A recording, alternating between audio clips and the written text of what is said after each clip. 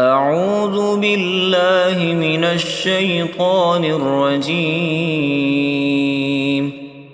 بسم الله الرحمن الرحيم. هل أتاك حديث الغاشية؟ وجوه يومئذ خاشعة عاملة ناصبة تصلى نارا حامية تسقى من عين آنية ليس لهم طعام إلا من ضريع لا يسمن ولا يغني من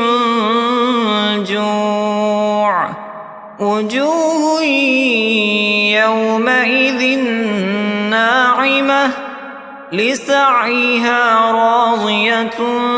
في جنة عالية لا تسمع فيها لاغية فيها عين جارية فيها سرر مرفوعة وأكواب موضوعة ونمارق مصفوفة وزرابي مبثوثة أفلا ينظرون إلى الإبل كيف خلقت وإلى السماء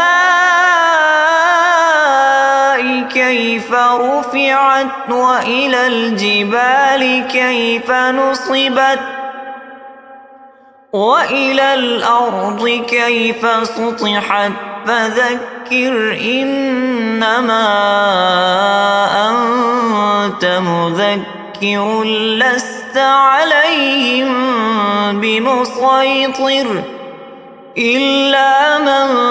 تولى وكفر فيعذبه الله العذاب الأكبر إن إلينا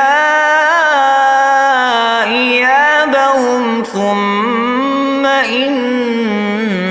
علينا حسابهم